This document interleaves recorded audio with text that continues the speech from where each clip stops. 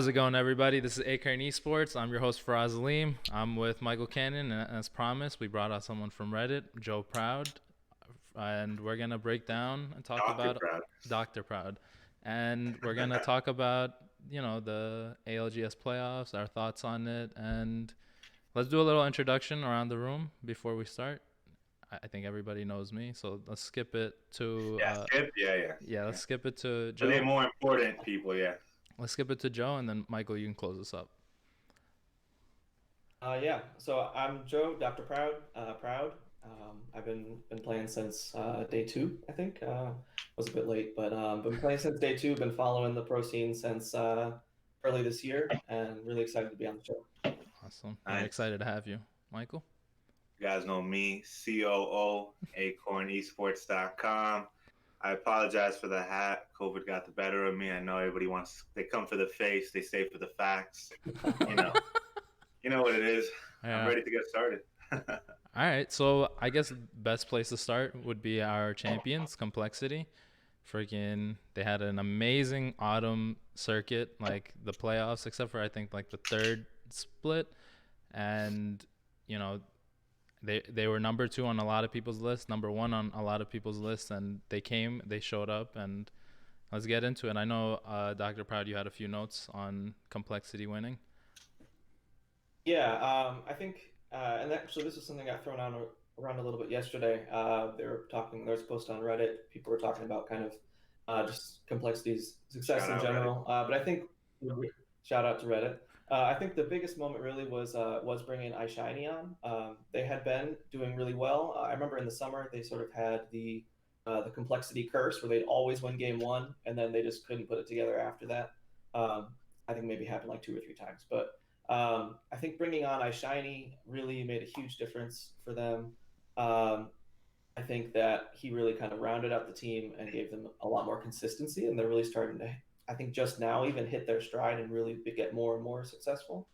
And they're just a team. Every time I hear their comms, every time there's a listen in or watching a stream or something, they just seem like they're all really vibing well together. They're all really good communicating everything that's going on, making really good calls, just kind of being calm and collected the whole time, and in general, just enjoying themselves. It's really fun to watch them play.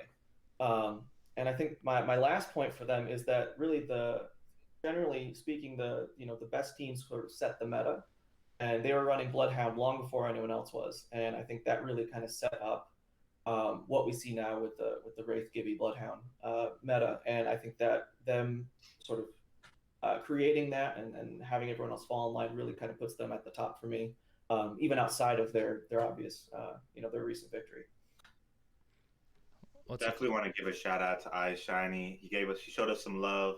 Definitely saw one of the videos. Big shout out to him. Definitely check him out. Cool streamer, very calm, suave. Definitely give him a check out. I think bringing on iShiny, it was also a big deal for Complexity because I know he has some experience in like not the pro scene for Overwatch, but like the step right below it. And I'm sure he brought like a lot of like in-game leadership, being able to mesh in with the team and stuff. And yeah, I don't know. I'm a big fan of his Gibby plays, his Gibby bubbles, and his comms. When especially when that bubble goes down, his comms seem so crisp. Like, yo, look, I'm holding bubble for because they still have ult. I'm gonna hold bubble for this. I'm gonna hold bubble for that, and everybody is on board with him at all times. And yeah, I mean, I wanted them to win, even though I had TSM first, but I'm happy that they won. Like, I'm in iShiny stream like almost every day, and that guy, I don't know. I don't want to say he deserves to win, but he deserved to win. Like, like it feels good that he won, and I'm a big fan of Monsoon Absolutely. too. Like you said, the comms and the Monsoon. vibes in there, it's just not like toxic, and it doesn't seem so rushed. Like everybody seems calm at all points. Like none of the comms seem rushed. None of the comms seem like, oh, we don't know what we should do next. Like no, they literally like talk it out. Like I know you said you were watching like Tech's stream, and he was talking about how it's just important to Yeah. like speak, just keep talking about what you're doing, like anything. And like I feel like they they just do that so well. They like make sure anything and everything that needs to be communicated, and even things that don't need to be, are communicated. And yeah, I mean, I'm glad they won and they did an awesome job. Like, good on them. And we could I talk a mean, little bit about, I think, they've always Solified had an too. incredible team, to be honest. With Monsoon and them, they've always just, complexity. They've always been an aggressive team. I just like that. Like he said, they played Bloodhound first. As a former Bloodhound main, Yep. honestly, myself is going to sound crazy, but I don't even think he fits in the meta. For some reason, I don't know. I really feel like Bloodhound could be substituted out, but I do love the Bloodhound plays. Who Sure. who would you substitute Yeah. Bloodhound out for? What do you? Honestly, it's gonna sound out there, but I really think Bangalore. I'm really starting to think Bangalore as I watch comp. I really don't see why Bangalore is not more of a factor, especially in those comp where you know where teams are most of the time. You kind of tell. I guess it does nice having that information, but the ultimate and the final circle, how the big bomb and it comes faster now, and just I don't know. I really feel like Bang first off has never been part of comp. She's never gotten a shot, and I think she deserves a shot. Her smoke plays can make so many plays. Her ultimate can make so many plays. I really don't understand why. Go. Yeah. I think that's. Oh yeah. Go ahead. No, you go first. Sorry, I didn't mean to cut you off. Alfred. No, yeah. I mean, we saw solo queue goats over in EMEA. They ran. I mean, obviously Shiv was playing, so he's going to play Bangalore. But Chill. they were running that. It was Wraith, Gibby, Bangalore. And in the last chance qualifier, they did pretty well. They didn't really find the same success in the finals, but I actually was thinking. I was thinking about this a little bit. I think Bangalore could be if Gibby got nerfed into the ground. I'm wondering if Bangalore could be a sort of passable substitute, just because you have similar interaction with the ultimate, and you also have a semi-similar strength in rotation. You can use the smoke maybe as a weaker version of the bubble Mm. for getting some rotation, especially if you're going through like an open area. It's obviously not as strong, but I think if the next patch comes and Gibby's just removed from the game, I could see a world where maybe Bangalore is substituted in there. Also, something I know Respawn does, I've heard them do, they try to make like play styles of characters fun, even to play against. Like I heard them talking about Rev, and they were like, "We're not sure what to do with his kit yet because he can be so frustrating to play against." So then again, a Bangalore meta would kind of be, I don't know, smoke all over the place, bombs going off. It wouldn't exactly be the funnest time, for the Yeah, players, especially. Yeah.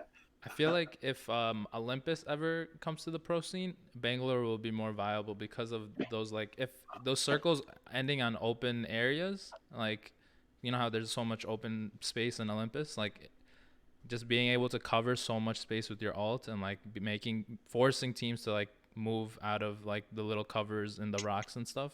So maybe if the next circuit or anything has Olympus, then maybe we can see some Bangalore. Definitely.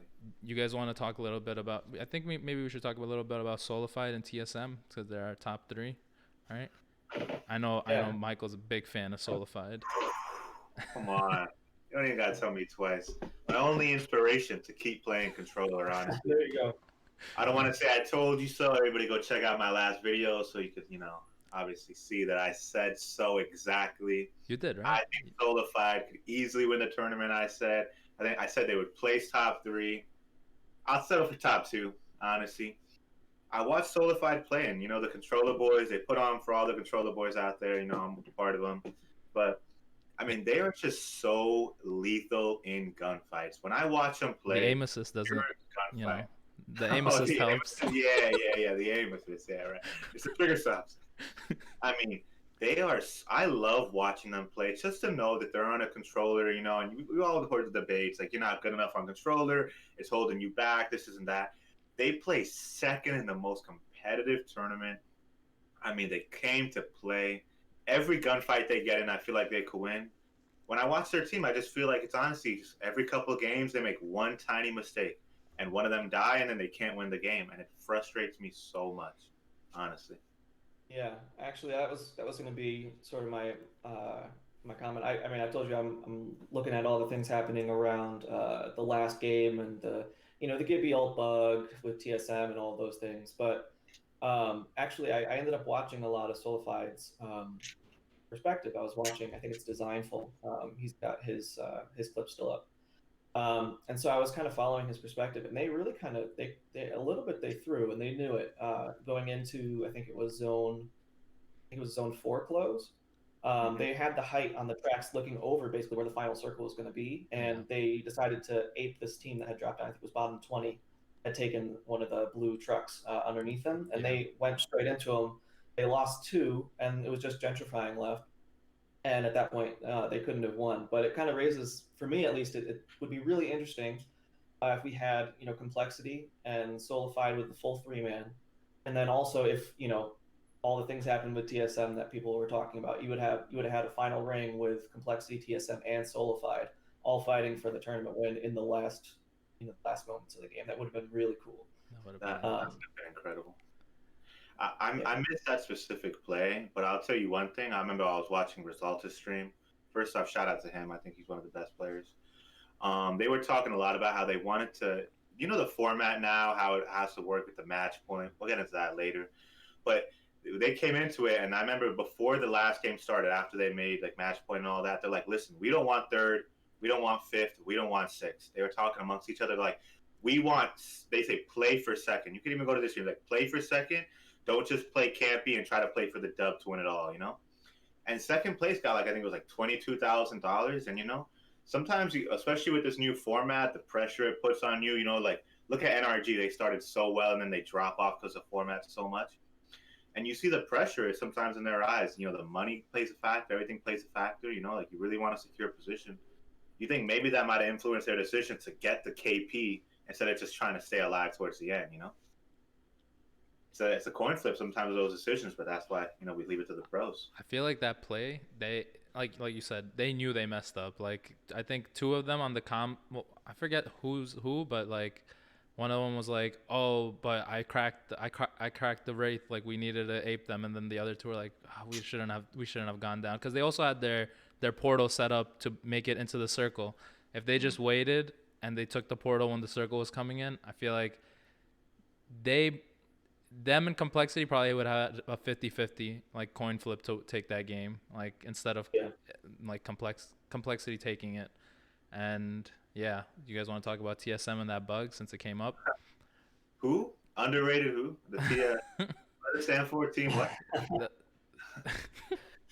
Yeah, yeah. Never heard of these Man. guys. So this is one I've been looking at a lot. I think I mentioned before. I'm working on just a video talking through all the things that happened in those moments, kind of leading up to the ult or the ult bug.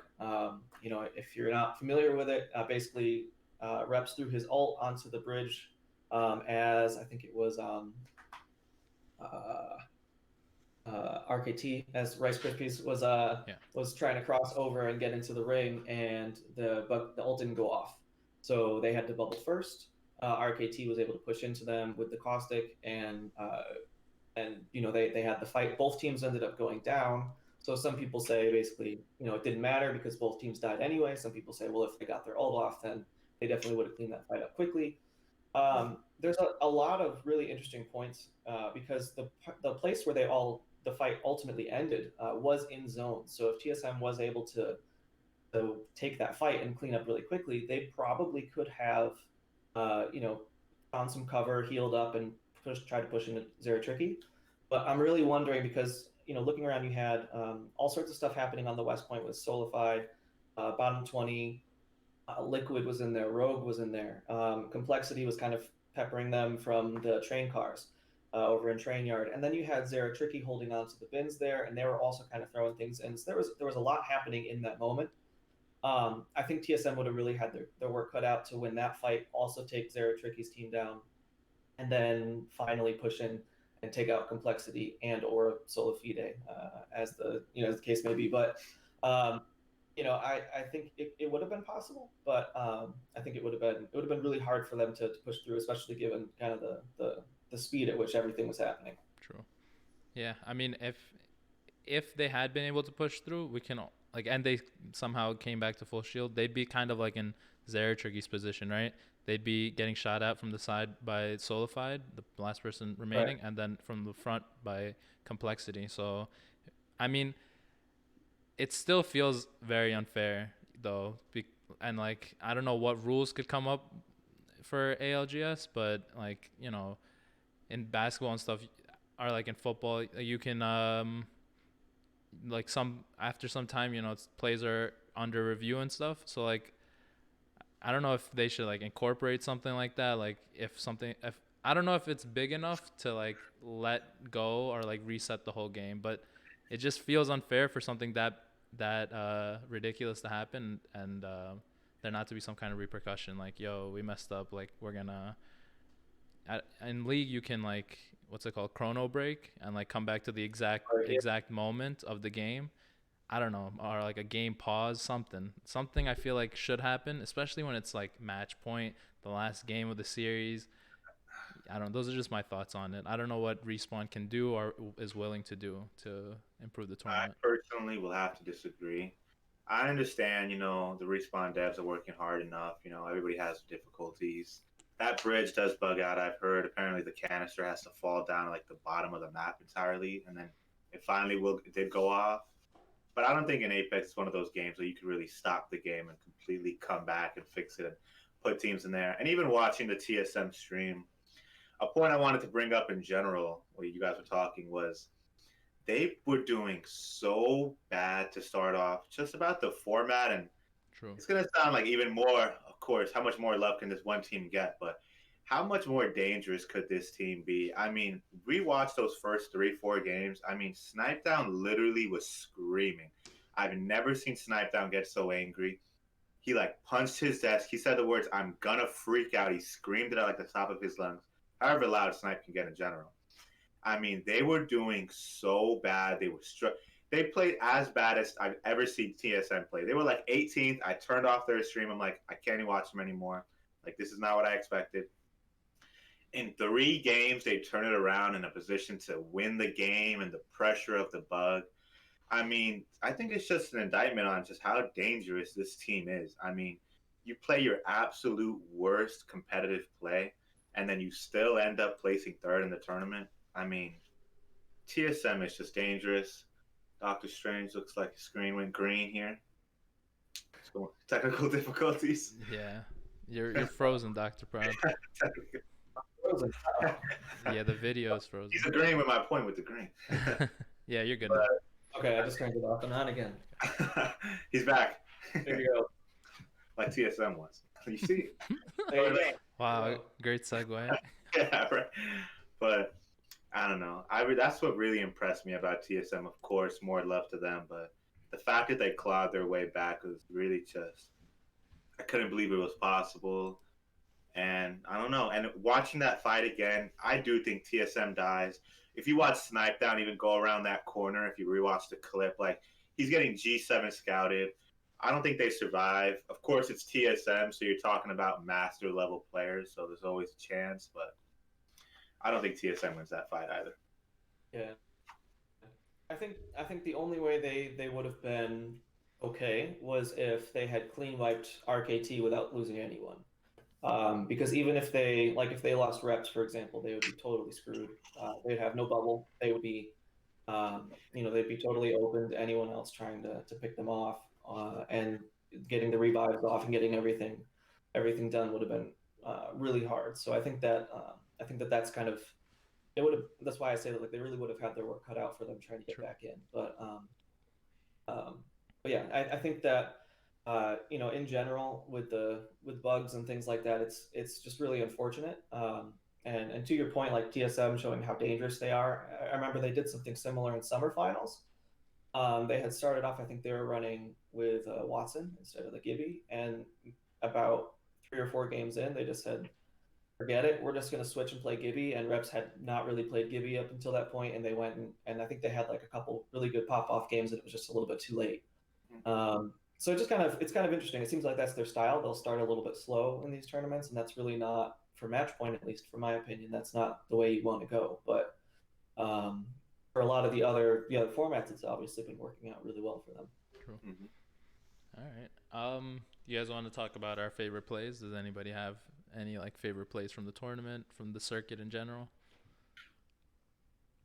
Of course. Yeah, I've got two. I've got one from this last tournament, which maybe we're probably going to end up talking about anyways, and that's the Sentinels play. In the second to last game, just getting 6v3 basically.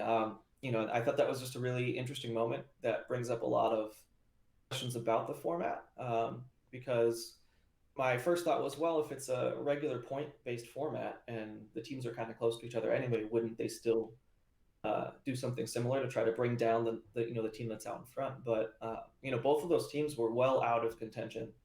They were not going to get match point, even with a win at that point. They were not looking to even get into the cash at that point, but they still went out of their way to kind of stop Sentinels from winning the game just to keep it going. So for me, it's more a thought of, is the match point format supported or sort of shot down because of situations like this where kind of the teams might be incentivized to work together to take down a third team. I would say for my two favorite plays, I don't know if anybody saw Reptar. I mean, Reptar, if you know where trials are over there, he must have climbed up. I don't know. I got to rewatch his stream. I don't know how he got here in like the middle of a mountain, just like mountain man living in a cave. All his team had died. It was like a crazy I circle. remember that. Everybody came together. He's like on some parkour, climbing up. It's just him. He comes in the back right after the little sliver of land. He like apes like these two teams fighting. He gets like 3 KP from it. I mean, just like off a good team too. I forgot exactly who it was, but it was a good team. And I was like, what is going on? Even the announcers were like, how did Reptar get up there? I still got to see his skills, find out that spot myself, a little trick. But that was a hilarious play just to watch in a tournament. The power of the rat, what they say, anything is possible when you third party.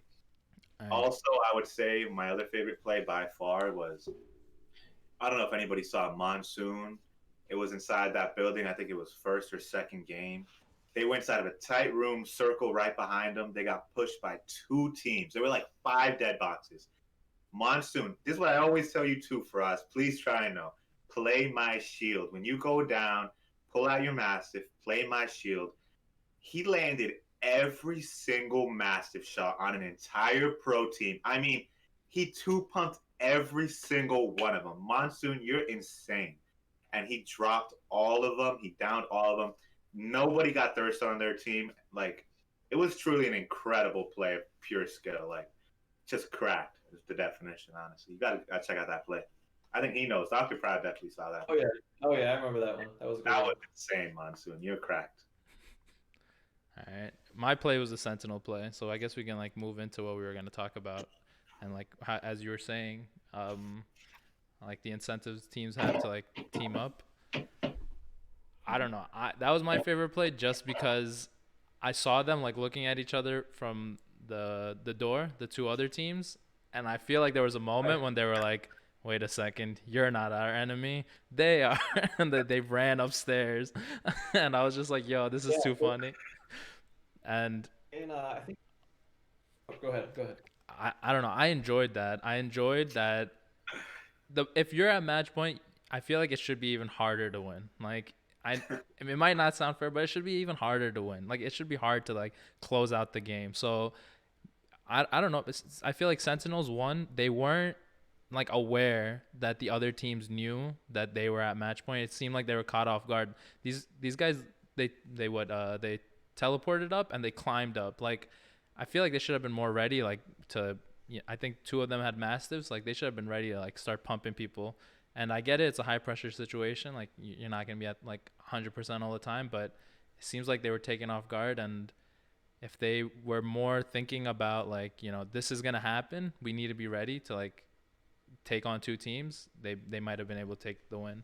And I enjoyed that. That was my favorite play. And the Reptar one. The Reptar being a rat, that was hilarious. That was too funny. Inspirational to all the rats out there. Yeah. Um, yeah. To your point, actually, there were 2 things that kind of told me that are kind of interesting there. One of them is actually from the summer circuit with GSD over in EMEA. And after they won, they were kind of talking about their strategies and whatnot. Basically, they said we just wanted to stay out of the kill feed. We didn't want people to know we were still around. We didn't want people to know we were alive, or that we were being pushed or anything. We just wanted to stay totally hidden, and it worked out really well for them. I mean, they ended up in the perfect position, and North made a bad call, which kind of ended up biting them a little bit. But that was kind of their strategy, and I don't know if Sentinels were that thoughtful or that forward thinking in that moment, which is honestly really hard to do. But the other thing I remember watching, I think it might have been Lions' point of view. He's on SCN, which was the team that was outside the door, and then Two Brains One Controller was in the building. And Lion at some point says, "We've got to push them. We've got to ape these guys and hope that Tech's team wins." And that was basically the strat. They climbed up, totally caught Sentinels off guard. Yeah. I think Tech dropped the EMP, which made it even harder for Sentinels to be able to do much. And then they were able to come in and clean it up. And so it was really, without sort of any of that verbal communication, any like obvious things, there was maybe a couple of crouches or something. But other than that, just the fact that they see the situation, analyze it, and know exactly what they had to do, and it was in a way a little bit selfless. Really kind of a cool moment in the overall scheme of the match. Yeah. I'll tell you one thing. Imagine if that was TSM who got aped. Oh my Now God, that would have stirred up some wailing. They would have been wailing. Our video, right? TSM gets it. That would have really done numbers. Yeah. I just imagine, it's the name of the game. Honestly, I sometimes look at these tournaments, and sometimes, it's hard to argue. They can be slow pacing. The ending is always absolutely insane and fun to watch, but so much action happens at once. It's kind of hard to follow. I think it brings excitement, and it brings, people like it, and I don't think you gotta shy from the kill feed. I mean, I'm not sure if you could put streamer mode on in a tournament. I don't think you can, but I don't know. I think it's the name of the game. You gotta just play competitive, and you gotta. I'm like, by the end of the tournament, by the time the complexity won, it was like what 6 teams in match point. It's like at that point, it's like how many teams you got to stop from winning. You got to win the game, and I think it brings out the best in the teams. You know what I'm saying? Bring a challenge, make it difficult. I want to find out who the best player is. You know what I'm saying? I don't want to see people that just can beat the system and win. No, show me how good you are that you can win against really tough odds, and that's what makes it a tournament, and that's why you win the big bucks. You gotta admit. Yeah, and I think a lot of people talk about sort of the difference between match point and the regular. I think what was the GLL Masters, where they did 16 games over 2 days, and a lot of people like that format better. I think Tech was talking about that, but the difference being like, with match point, you can technically have one pop off game, and then suddenly you win because you've managed to scrape out enough points to get over the match point mark. So there's not as much consistency that's rewarded. But I mean, looking at the overall scoreboard, I got it on my other monitor over here. But looking at the other scoreboard, I think they're the only team that placed top 4 more than twice, and they're the only team that placed top 2 more than twice. Like TSM, they only won the one game, and that was their only top 3 placement. And then Solified, they won round 6, and then they placed second in the final game. So, really, Complexity was very consistent through the whole tournament. They had a couple of games where they kind of fell off early, but in general, they were very consistent, and I think that ultimately they were rewarded for that consistency. And correct me if I'm wrong, I'm pretty sure they won the last Autumn Circuit too. I'm pretty sure they won the last ALGS Autumn Circuit too. I mean, they're looking incredible. So, yeah. I mean, they just look incredible. I think. I mean, I watched their team and Monsoon and them, and I mean, just watching him play in general. I mean, this is just the top tier Apex plays. Yeah. Joe, I know you wanted to talk a little bit about Tech's like rundown. I don't know what you want. I thought it was really interesting because he's he's pretty well respected by everyone as like one of the more thoughtful Apex players and one of the more brainy Apex players, right? His team is 2 brains, 1 controller. But he gave about a 4-hour stream the day after the tournament where he was kind of talking about his thoughts on why the team didn't do so well and things that they could have done better. And a lot of it came down to he had done a lot of research on everyone's looting paths and their habits and whatnot. And when game day came, nobody played that way. And so all of his scouting and all of his research kind of just backfired. They were expecting, I think it's the first game he's talking about, he's basically just running through the open because he was always able to do that, never had a problem. These teams always took forever to loot, and then all of a sudden they were there and just totally wiped him off the map. So it's kind of interesting.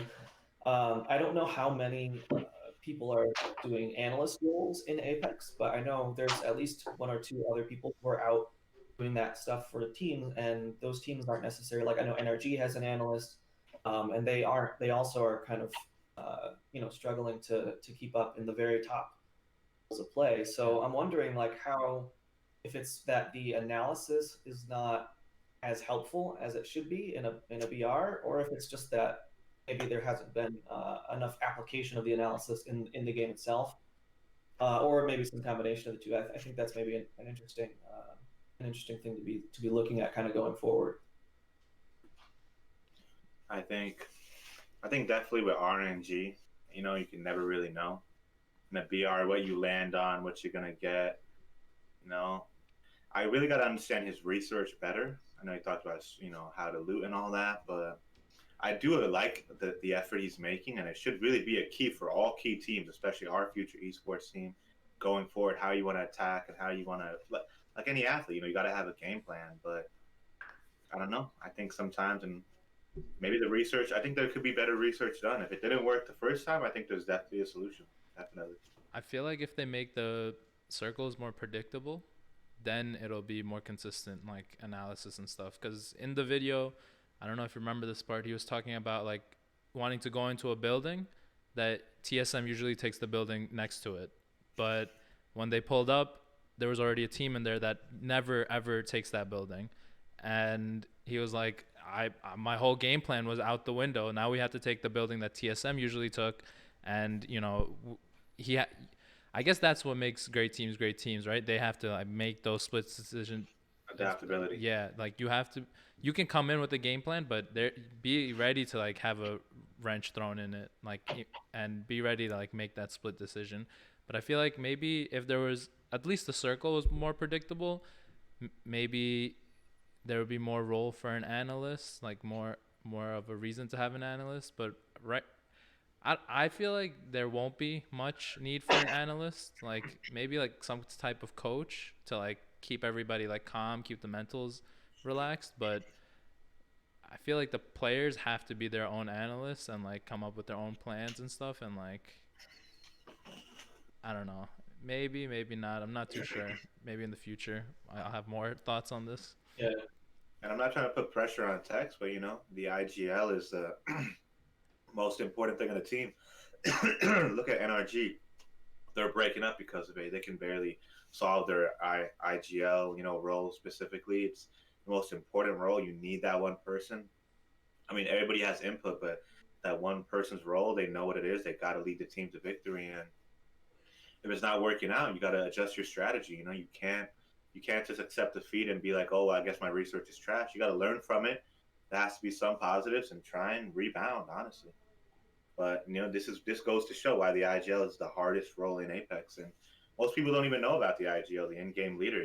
Like there's that one leader who has to take the team to victory, and it's a lot of pressure, as you can tell. I definitely want to rank the top 10 IGLs in Apex. I would love to do that too. That'd be cool. Hint future video. yeah, that'd be fun. Um, what else do we Sweet. got to talk about? Got everything settled? Do you guys want to talk about the? I wanted to bring this up, like how fatiguing it must be to play a 9 game series, like 6 hours long. I was watching Nice Swig's like stream, like the watch party. He was like, usually my watch parties go for like 3 to 4 hours. Like, freaking, this is going for 6 hours. It feels wrong, but it feels right. But it feels wrong, but it feels right. And I was like, yeah, I feel that. Freaking, Yeah. I I I can barely play Apex for like 2 3 hours without being like, I'm Not me. tired. I'm exhausted from playing. These guys have to play in like the most like brainy games for 6 hours. Like I can't imagine like how tired they were, and especially like the newer teams and the newer players in the pro scene. They must have been like, "Yo, come on, somebody win already!" Like I'm tired.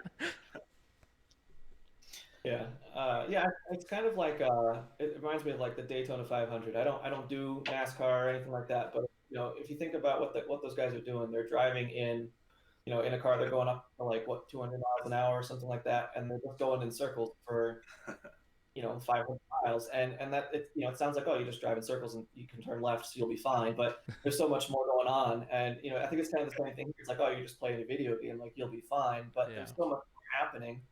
There's so much more thought going in, even between games. There's different, there's discussions, and they're trying to figure out what they're going to do, and all those different things kind of play in. And the games themselves are obviously really intense. So I can imagine. I mean, after probably 3 or 4 games, it's probably already getting really hard. Never mind getting into 8, 9. I know the preseason invitational went like 12 games or something. So trying to think about how awful that must have been, especially for the teams that at that point, like, you're not going to win, right? You're in like maybe the bottom 3 or 4 teams.